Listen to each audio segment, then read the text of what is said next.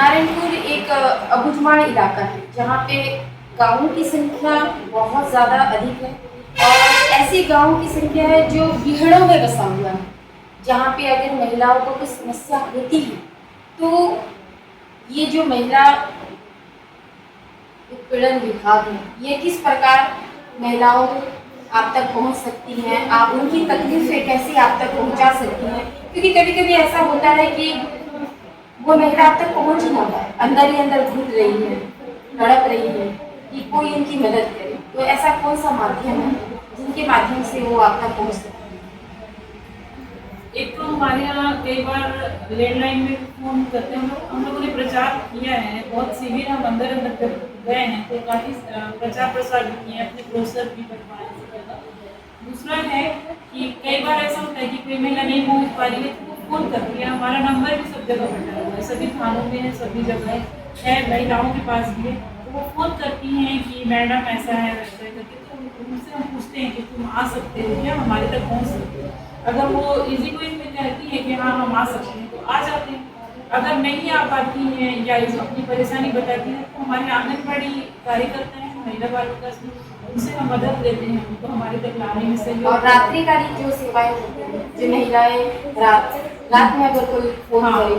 अगर शहरी क्षेत्र में रात में कई बार फोन आता है कि मैडम यहाँ पे मारपीट हो रही है, कोई चीज लाती हुई महिलाएं फोन करती हैं, जो घर से निकालती हैं,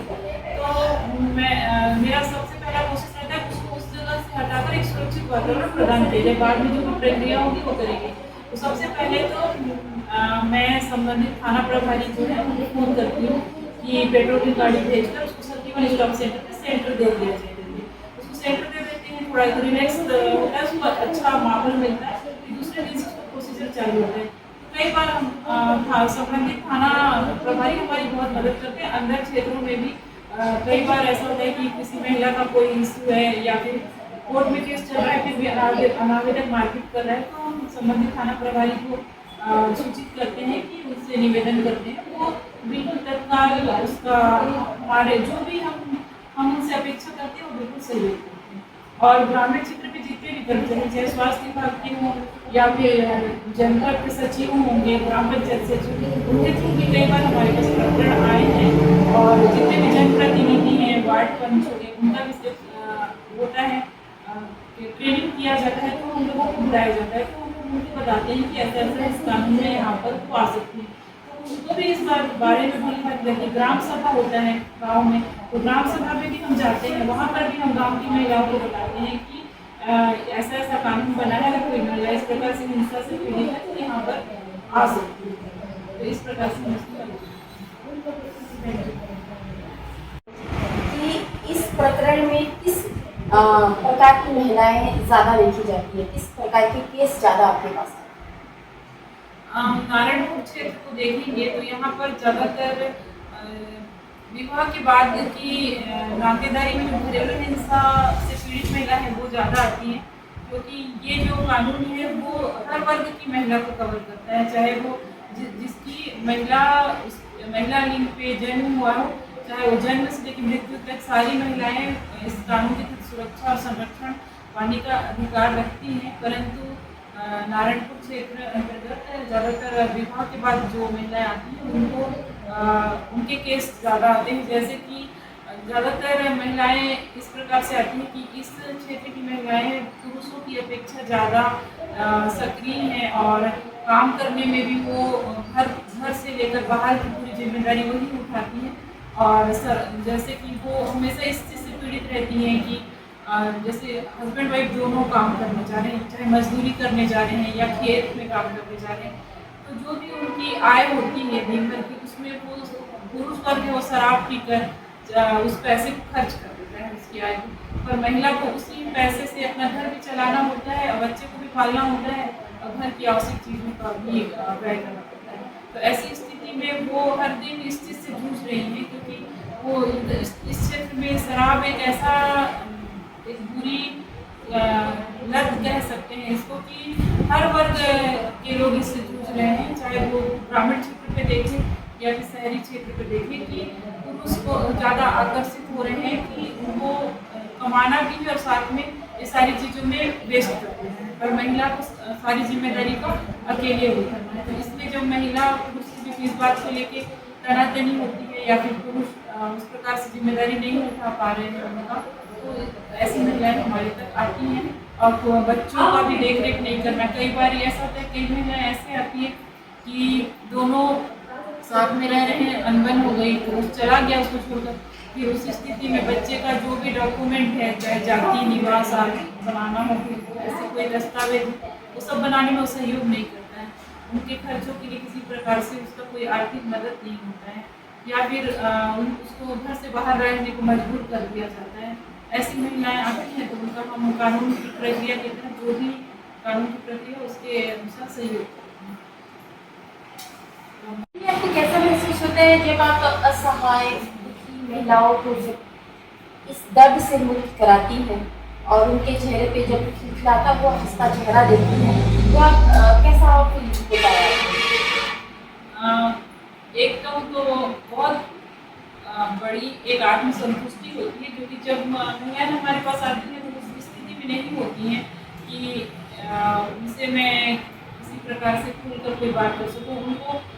फ्री करने के लिए, उनकी बातों को, उनके अंदर की पीड़ा को खोलने के लिए मुझे बहुत वर्क करना पड़ता है। और मेरे जितने भी साथी हैं और जिन्हें वो भी काफ़ी इस प्रकार से काम कर रहे हैं, क्योंकि जब उनसे हम बात करते हैं तो वो एक अलग से डर में सहमे हुए बहुत मुश्किल से अपने घर से निकल कर हमारे पास तो आ जाती है, लेकिन उसके बाद उसके अंदर काफ़ी डर बैठा रहता है, कहीं इसका कुछ गलत परिणाम ना आ जाए, परिवार वाले मेरे अगेंस्ट ना हो जाए, मेरे बच्चों का फ्यूचर क्या होगा, मेरी आगे का भविष्य क्या होगा, मेरे मायके वाले मुझे नहीं रखेंगे तो मैं क्या करूँगी। तो ये सारी चीज़ों से पहले उसको हमारा काम ये रहता है कि हम उसको पहले इस सब चीज़ से लीडर बनाएं, उसको इस प्रकार से बनाएं कि कुछ भी होगा तो हम तुम्हारे साथ हैं, तुम्हारे परिवार वालों को किसी भी प्रकार से ऐसी कोई परेशानी नहीं करेंगे, अगर करते हैं तो हम उनको समझेंगे। दूसरी बात है, जब वो आती है तो कई महिलाएं इतनी विरोधात्मक स्थिति में आती है कि वो एक मिनट भी उस परिवार में या अपने हस्बैंड के साथ या दूसरों हिंसा कर रहे हैं उसको नहीं रहना चाहती, और वो कहती है कि नहीं मैडम, हमको बस तलाक चाहिए, हमको यहाँ पे बिल्कुल नहीं रहना है, वो ऐसा इस प्रकार से। तो जो रिश्ता तलाक की स्थिति तक आ जाता है, वो उनका प्रकरण हम इस कानून के तहत दर्ज करके उनका न्यायालय के आदेश से काउंसलिंग कराने के बाद उनको बाकायदा पुनर्स्थापना का आदेश माननीय न्यायालय से प्राप्त होता है। उसके बाद उन लोग इतने अच्छे से बढ़िया खुशी खुशी अपने साथी के साथ रहते हैं, अपने परिवार में बहुत अच्छा हेल्दी एटमॉस्फेयर महसूस होता है पहले की अपेक्षा, क्योंकि प्रोटेक्शन ऑर्डर मिला होता है कोर्ट से। तो स्वाभाविक सी बात है, सामने वाला पक्ष थोड़ा सा समझता है इस बात को कि अगर मैं कुछ भी ऐसा करता हूँ तो मेरे लिए आगे नुकसानदायक होगा। तो वो काफ़ी अच्छे से रहते हैं। फिर 2 महीने 3 महीने के बाद खुद ही आते हैं यहाँ पर, मैडम बहुत धन्यवाद करते हैं कि आपकी वजह से हमारा घर टूट रहा था, वो बच गया, और आज मेरा हस्बैंड मेरा बहुत ध्यान रखता है। या फिर कोई बुजुर्ग महिला भी आती है, कई बार उनकी बेटा को उनका ध्यान नहीं रखते थे और इस कानून के तहत उनको कई बार न्याय मिल चुका है। वो कहती है कि मैडम बहुत अब मेरा बहुत ध्यान रखते हैं, बाकायदा हमेशा मुझे पूछते हैं घर पे, इस प्रकार से। तो काफ़ी आत्मसंतुष्टि होती है और मुझे इस बात से बहुत खुशी मिलती है कि मैं उस जिले में काम कर रही हूँ जहाँ पर मेरा अपना एक क्या कहते हैं इसको, एक होम टाउन है मेरा ये। और मुझे बहुत अच्छा लगता है जब अंदर की महिलाएं इस प्रकार से कोई पीड़ित हैं और उनके लिए मैं कुछ कर सकती हूँ, एक सहयोग दे पा रही हूँ। और उन लोगों के पास जब मुझे जाने का मौका मिलता है या फिर हम जब शिविर कराते हैं अंदर गाँव में जाकर, उनसे उनकी स्थिति को जब हम देखते हैं करीब से, तो मुझे लगता है कि एक ऑफिस में बैठकर काम करना और यहाँ पर उनकी पीड़ा को उनके घर पे जाके देखने में काफ़ी अंतर है। फिर वहीं से ही हम उनको इस तरीके से भरोसे में लेते हैं कि वो हमारे पास तक आ जाए और आकर अपनी वर्क खुद करते हैं। तो मुझे काफ़ी अच्छा महसूस होता है और मैं इस क्षेत्र पे और भी महिलाओं को NGO या किसी भी प्रकार की महिलाओं को काफ़ी सहयोग करना चाहती हूँ, क्योंकि कई बार हम न्यायालय के उस पर अपने काम को लेकर इतने बिजी हो जाते हैं कि अंदर अंदर हम जा नहीं पाते। तो हमारे पास आंगनबाड़ी की महिलाओं के थ्रू से एक सवाल जानना चाहूँगी कि ऐसी महिलाएं जो रोती बिलखती दुखियारी बहुत दुखी प्रताड़ित होकर आपके पास जो महिलाएं आती हैं, उनको जब आप न्याय देती हैं, जब उनके साथ कुछ न्याय संगत आप संज्ञा बात करती हैं, तो आप उनको किस प्रकार से भावनात्मक सहयोग देती है और उनका ये खुशनुमा चेहरा देख के जब उनको न्याय मिल जाता है तो आपको कैसा फील होता है? और मुझे तो मतलब बहुत बड़ी आत्मसंतुष्टि मिलती है और मैं धन्यवाद कहती हूँ ईश्वर का कि मुझे इस जगह पर उन्होंने भेजा है ऐसी महिलाओं का सहयोग करने के लिए, जो वाकई में ऐसे क्षेत्र पे काम करना बहुत मुश्किल है। जो अंदर शहर की बात तो ठीक है कि वो प्रचार प्रसार के माध्यम से समझ रही है कि हमको कहाँ पहुँचना है करके, लेकिन जो गाँव की महिला है वो उनको बताना, उनको हमारे तक लाना, ये इसमें कहीं ना कहीं हम और हमारा डिपार्टमेंट काफ़ी सहयोग कर रहा है। जैसे कि आंगनबाड़ी कार्यकर्ता हो गए, सुपरवाइजर्स हो गए, या फिर बहुत स्कूल की एजुकेशन में बात करें तो स्कूल में भी हम लोगों ने काफ़ी शिविर किया है। पूरे थाने जितने भी नारायणपुर जिले में थाना है सभी जगह किया है। जहाँ पर भी ऐसे हिंसा से पीड़ित महिलाएं होती हैं उनको हमारे तक पहुँचने में लोग काफ़ी मदद करते हैं। और दूसरी बात है कि जब भी कोई महिला हमारे पास आती है तो हमारे लिए काफ़ी चैलेंजिंग होता है उनको नॉर्मल करना, क्योंकि उनके दिमाग में बहुत सारी दुविधा, बहुत डर, एक अलग से दुविधा में वो हमारे पास आती हैं कि उनका ये रहता है कि कहीं इसका हम यहाँ तक पहुँच नहीं सकते, कोई गलत परिणाम ना आ जाए, कहीं मेरी बसी बसाई गृहस्थी खराब ना हो जाए, मेरे बच्चों का भविष्य क्या होगा, इस प्रकार से। तो सबसे पहले हम उनको नॉर्मल किया जाता है हमारे द्वारा, और नॉर्मल करने के बाद उनके अंदर का जितना भी डर है उसको खत्म करने का प्रयास हमारा पहला कोशिश होता है। फिर कानून के बारे में उनको कुछ बताते हैं, समझाते हैं। जब वो एग्री होती है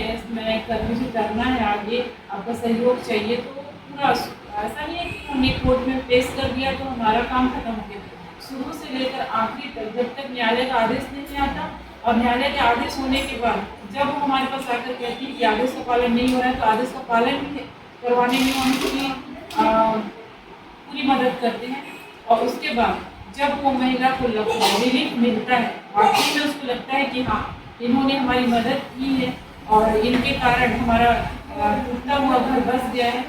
वो ऐसी स्थिति में आई होती है कि बिल्कुल तलाक चाहिए, मुझे वहाँ एक सेकंड भी नहीं रहना है। और ऐसा हमारे से सहयोग मिलता है उनको कि न्यायालय के आदेश से काउंसलिंग कराया जाता है, काउंसलिंग के बाद राजीनामा आदेश हो गया या पुनर्स्थापना के आदेश हो गया, उसका वो वापस उधर हो जाती है, उसको एक हेल्दी एटमॉस्फेयर मिलता है, वो काफ़ी रिलैक्स फील करती है, अपने आप को सुरक्षित महसूस करती है। ये वो जब आती हैं दोबारा और वो इस तरीके से बड़े भावनात्मक तरीके से कहती हैं कि आपकी वजह से हमारा घर बस गया, जो टूटने वाला रिश्ता था जुड़ गया, आपको बहुत बहुत धन्यवाद। मुझे लगता है कि मैं ये जगह सही थी मेरे लिए, और मैं और भी बहुत सारी महिलाओं के लिए आउट ऑफ जाके भी मदद करने की कोशिश करती हूँ, क्योंकि ऑफिस जो प्रक्रिया है वो तो ठीक है, ऑन रिकॉर्ड जो भी करना है और ऑफ रिकॉर्ड भी मुझसे जितना बनता है मैं मेरी कोशिश करती हूँ। मेरे साथ साथ जितने भी जिले में मेरे पद में पदस्थ हैं प्रोटेक्शन ऑफिसर से, वो सारे लोग काफ़ी अच्छा काम कर रहे हैं। और पहले घरेलू हिंसा कानून के बारे में लोग नहीं जानते थे। इससे पहले क्या था कि एक हम पुराने भारतीय कानून की बात करें तो भारतीय दंड संहिता में 498A एक प्रावधान था, जिसमें अगर पत्नी के पति या नातेदार द्वारा हत्या की जाती थी तो FIR होता था और सामने वाले पार्टी को जेल हो जाता था, तो महिला को कहीं से रिलीफ नहीं मिलता था। लेकिन इस कानून के आने के बाद और जैसे जब भी मेरे जैसे और जिनमें जो काम कर रहे हैं उनके काम को देखते हैं,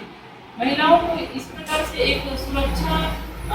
मिल रही है कि उनको लग रहा है कि नहीं, मुझे इस कानून का लाभ लेना चाहिए और मुझे यहाँ तक पहुँचना चाहिए। और इसीलिए बढ़ चढ़कर हर जिले का डेटा देखेंगे तो दिन ब दिन बढ़ ही रहा है, कम नहीं हो रहा है। क्योंकि अभी तक महिलाएं अंदर में थी, उनको नहीं पता था, उनको बस वही कानून पता था कि अगर मैं जाऊँगी तो मेरे ससुराल वालों को जेल हो जाएगा, और कई बार उसका मिसयूज भी काफ़ी हुआ। उसमें कई बार सुप्रीम कोर्ट के नए नए गाइडलाइन भी आए हैं कि उसका मिसयूज हो रहा है। लेकिन घरेलू हिंसा एक ऐसा कानून है जो दोनों पक्ष को देखा जा रहा है कि महिला ये कोशिश रहती है सभी की कि वो आई है तो उसका बेसिक नीड क्या है, उसको उस घर पे रहना है तो हमें किस प्रकार से रखना है, न्यायालय के आदेश में हमें क्या करवाना है इस किरण जी, इस श्रृंखला में मेरी दूसरी सवाल है कि इस कानून की प्रक्रिया में किस प्रकार से महिलाओं को न्याय दिया जाती है, इसकी क्या प्रक्रिया चलती है? घरेलू हिंसा का जो कानून बना है उस कानून के तहत ऐसा है कि कोई भी महिला, चाहे वो बुजुर्ग महिला हो, छोटी बच्ची हो या विवाहित महिला हो, अगर वो हिंसा से पीड़ित है तो वो महिला बाल विकास छत्तीसगढ़ राज्य के हर महिला बाल विकास में एक महिला संरक्षण अधिकारी की नियुक्ति की गई है राज्य शासन के द्वारा। कानून तो केंद्र सरकार का है, पर उच्चतम न्यायालय के निर्देश पे स्टेट गवर्नमेंट ने हर जिले में एक महिला संरक्षण अधिकारी की नियुक्ति की है। तो वहाँ पर वो एक आवेदन दे सकती है, उसके संबंध में उसके बारे में जो भी उसको परेशानी है वो बता सकती है। उसके आवेदन के आधार पर जो संरक्षण अधिकारी है हर जिले में वो एक DIR फील करते हैं, जिसको डोमेस्टिक इंसिडेंट रिपोर्ट कहते हैं इस एक्ट के अकॉर्डिंग। उसके बाद उसका पूरा फाइलिंग तैयार किया जाता है, सारा केस रेडी किया जाता है, फिर माननीय न्यायालय के समक्ष उसको प्रस्तुत किया जाता है। वहाँ पर भी अगर आवेदिका का ऐसा है कि कोई अपना प्राइवेट वकील नहीं रखना चाहती है तो विधिक सहायता में उनको वकील हायर करके एक आवेदन दिया जाता है कोर्ट में, वहाँ से पैनल उससे एडवोकेट दिया जाता है विधिक सहायता से। उसके बाद जो भी परिवार की जो प्रक्रिया होती है वैसे ही इसका न्यायालय में प्रोसीजर होता है। न्यायालय के द्वारा सेकंड पेशी को उसको नोटिस भेजा जाता है नावेदक पक्ष को, फिर वो अपना जवाब प्रस्तुत करते हैं। फिर वहाँ से इस कानून के तहत एक संरक्षण आदेश का प्रावधान है, अगर किसी महिला से मारपीट लड़ाई झगड़ा हो रहा है उसको रोकने का न्यायालय आदेश करती है। अगर किसी महिला को घर से निकाला जा रहा है या घर में रहने नहीं दिया जा रहा है तो निवास आदेश का आदेश मिलता है। फिर है एक भरण पोषण का प्रावधान है धारा 20 में, अगर कोई महिला है जिसको अपने आवश्यक चीज़ों के लिए या बच्चे के लिए खर्च वहन नहीं किया जा रहा है अनावश्यक पक्ष द्वारा तो उसके लिए भी इसमें प्रावधान है, न्यायालय उसके लिए आदेश करती है। फिर है अगर कोई दूध पीता बच्चा है उसकी माँ के पास उसको रखना चाहिए और उसका जो पिता है शराब पीकर या फिर ससुराल वाले या कोई परिवार वाले उससे बच्चे को उसकी माँ से दूर रख देते हैं तो एक कस्टडी ऑर्डर है इसमें। फिर एक कंपनसेशन भी है। इस प्रकार से अगर कोई महिला बहुत ज़्यादा नीडी है, उसका बिल्कुल ऐसा स्थिति है कि वो कुछ भी उसके पास आय का साधन नहीं, वो मजदूरी भी नहीं कर पाती, तो हम लोग एक अंतरिम आवेदन भी लगाते हैं माननीय न्यायालय में। तो जो भी दस्तावेज हैं, जो साक्ष्य हैं, सारी चीज़ों को देखते हुए माननीय न्यायालय द्वारा आदेश दिया जाता है और बहुत सारे केस में बहुत अच्छा भी आदेश हुआ है। इसमें एक चीज़ बहुत अच्छा इस कानून का एक बहुत बड़ा लाभ ये कह सकते हैं कि जब न्यायालय के समक्ष प्रकरण प्रस्तुत किया जाता है तो बीच में ही दोनों पक्षों के बीच अगर समझौता हो जाता है तो वहीं पर ही एक पुनर्स्थापना का आदेश होता है। यानी लोक अदालत में कई केस में राजीनामा हो जाते हैं और इससे टूटता हुआ घर बस जाता है और दोनों आपस में राजीनामा करने को तैयार हो जाते हैं, तो वहाँ पर भी बीच में भी प्रकरण समाप्त किया जाता है। इस प्रकार से और कहीं पर भी महिला को शुरू से आखिर तक कोई भी किसी भी प्रकार से कोई फीस देने की जरूरत नहीं है और एक निःशुल्क है, गवर्नमेंट से यहाँ से जाता है, वहाँ भी अगर वो चाहेगी तो अपना विधिक सहायता में एडवोकेट दे सकती है। जिले में संचालित उचित न्याय व्यवस्था महिलाओं के लिए जो रोटी बिलखती दुखियारी महिलाएं आती हैं, जो समाज से पीड़ित, परिवार से पीड़ित ऐसी महिलाओं को उचित न्याय दिलाने के लिए महिला बाल विकास महिला उत्पीड़न विभाग से मेरे साथ है श्रीमती किरण नेलवाल चतुर्वेदी। आज उनके साथ हम रूबरू होते हैं और उनसे हम जानने की कोशिश करते हैं कि किस प्रकार यह प्रकरण चलता है, किस प्रकार वो महिलाओं को उचित न्याय के मार्ग की तरफ ले जाती है। जी मैम, नमस्कार। आपका शुभ नाम? मेरा नाम किरण नेलवाल चतुर्वेदी है। मैं जिला नारायणपुर के महिला संरक्षण अधिकारी के पद पे कार्यरत 2014 से महिला बाल विकास। जी, मेरा आपसे एक सवाल है कि ये तो सघन ऐसे क्षेत्र हैं जहाँ पे बहुत दूर दूर से महिलाएं आती हैं आपके पास न्याय की गुहार लगाते हुए, न्याय की मांग करते हुए। तो आप बता सकते हैं कि ऐसी महिलाओं को किस किस प्रकार की महिलाओं को आप न्याय देते हैं, किस कैटेगरी की महिलाएं आपकी न्याय श्रृंखला में आती हैं? मैं बताना चाहूँगी कि घरेलू हिंसा से महिलाओं का संरक्षण अधिनियम 2005 का कानून बनाया गया है केंद्र सरकार के द्वारा। इसमें वो सब सारी महिलाएं आती हैं जो साझी गृहस्थी में निवास करती हैं। इसमें 3 प्रकार की नातेदारी आती है: रक्त संबंधी नातेदारी, विवाह संबंधी नातेदारी और दत्तक संबंधी नातेदारी। इस प्रकार से जो भी महिलाएं रिश्तेदारी नातेदारी के अंतर्गत आती हैं, वो उनको उनके परिवार वाले या फिर किसी भी परिवार के सदस्य रिश्तेदारों द्वारा हिंसा किया जाता है, तो वो घरेलू हिंसा अधिनियम के तहत कानून में अपना न्याय पाने के लिए हमारे पास पहुँचते हैं। किरण जी, इस प्रकरण में आज तक कितने केस आ चुके हैं और कितनों का निराकरण हो चुका है और कितनों को न्यायिक प्रकरण अभी भी चल रहा है, आप बता सकते हैं? अभी 514 करीब प्रकरण दर्ज हैं हमारे पास। उसमें से 268 माननीय न्यायालय के समक्ष प्रस्तुत किया गया है और अभी 20 केस करीब माननीय न्यायालय के समक्ष लंबित है और 244 में ऑर्डर हुआ है। इसमें एक चीज़ मैं बताना चाहूँगी कि अक्सर महिलाएं कोर्ट के नाम से थोड़ा डरती हैं। कितना भी हिंसा से पीड़ित रहेंगी तो उनको उससे डर लगता है कि न्यायालय में चला जाएगा, हमारी बसी बसाई गृहस्थी खराब हो जाएगी या फिर हमको घर से निकाल दिया जाएगा। तो उनको मैं ये आपके चैनल के माध्यम से एक चीज़ बताना चाहती हूँ कि ये एक दंडात्मक कानून नहीं है प्राथमिक स्तर पर। यह एक तरीके का, अगर किसी कोई महिला हिंसा की शिकार हो रही है तो उसको अपनी साथ हो रही हिंसा को रोकने का एक बहुत अच्छा, एक सुरक्षा कानून कह सकते हैं इसको। क्योंकि जब वो महिला आकर हमको अपनी बातें बताती है तो हमारी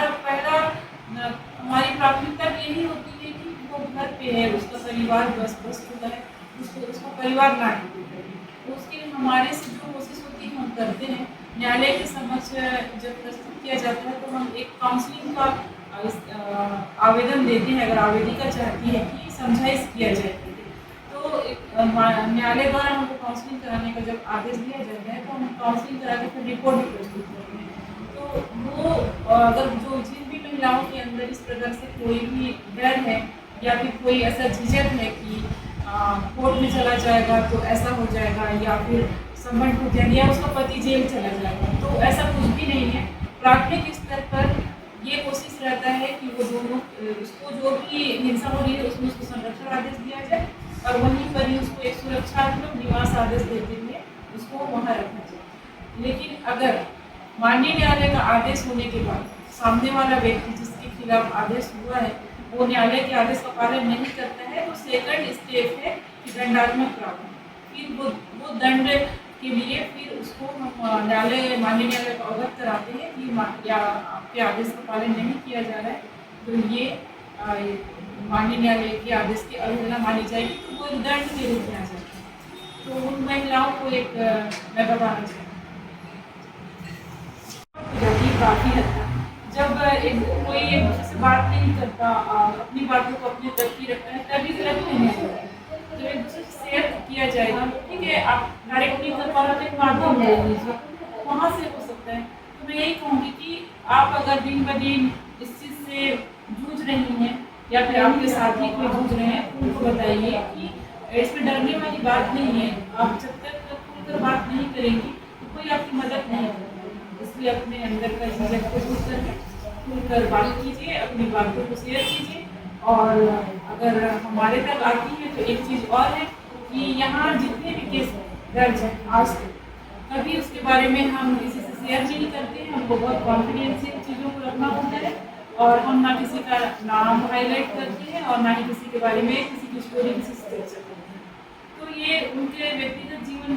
को भी हमको देखना होता है कि उनको भी किसी प्रकार से कोई नुकसान हो। हर इंसान का एक आत्मसम्मान होता है, हम उसकी भी हमको देख रेख करनी होती है कि हम उसको किस तरीके से सुरक्षित रख सकते हैं। एक और क्वेश्चन है, जानना चाहूँगी कि ऐसी महिला जो पीड़ित ना है और जो ऐसी महिला जो पीड़ित है, इन दोनों ही महिलाओं के लिए आप क्या संदेश देना चाहती हैं? मैं खुद भी एक महिला हूँ, तो मैं महिलाओं की तकलीफ बहुत अच्छे से समझ सकती हूँ।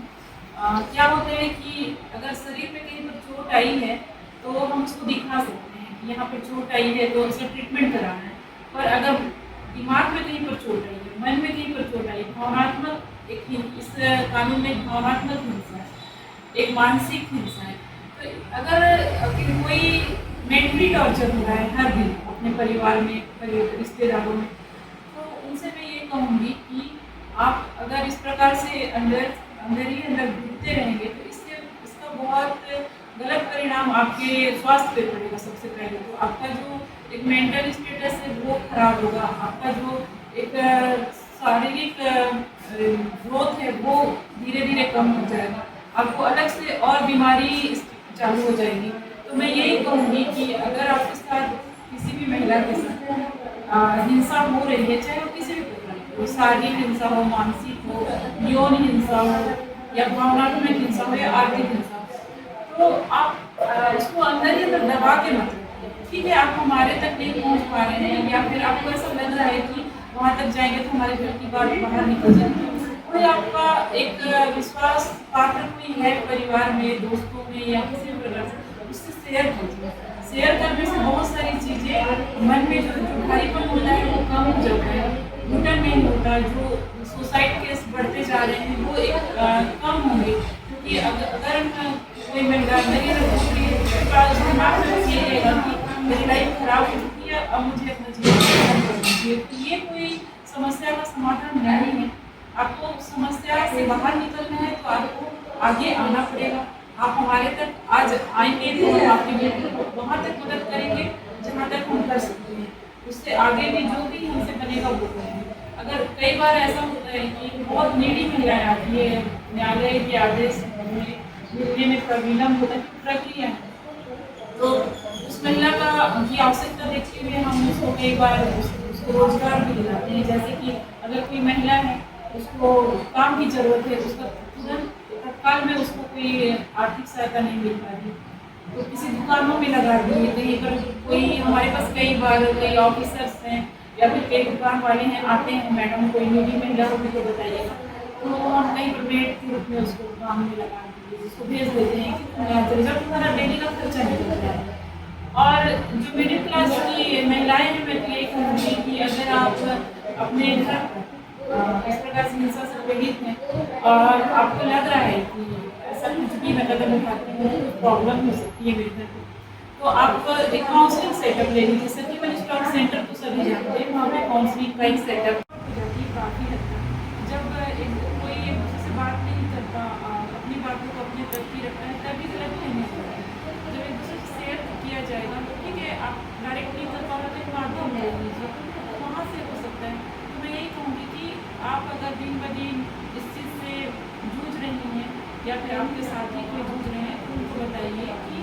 इसमें डरने वाली बात नहीं है। आप जब तक खुलकर बात नहीं करेंगी तो कोई आपकी मदद नहीं करेगा, इसलिए अपने अंदर का झिझक को दूर करके खुलकर बात कीजिए, अपनी बातों को शेयर कीजिए। और अगर हमारे तक आती है तो एक चीज़ और है कि यहाँ जितने भी केस दर्ज हैं आज तक, कभी उसके बारे में हम किसी से शेयर नहीं करते हैं। हमको बहुत कॉन्फिडेंशियल चीज़ों को रखना होता है और हम ना किसी का नाम हाईलाइट करते हैं और ना ही किसी के बारे में किसी की स्टोरी किसी से चर्चा करते हैं। तो ये उनके व्यक्तिगत जीवन को भी हमको देखना होता है कि उनको भी किसी प्रकार से कोई नुकसान हो। हर इंसान का एक आत्मसम्मान होता है, हम उसकी भी हमको देख रेख करनी होती है कि हम उसको किस तरीके से सुरक्षित रख सकते हैं। Thank you. एक और क्वेश्चन है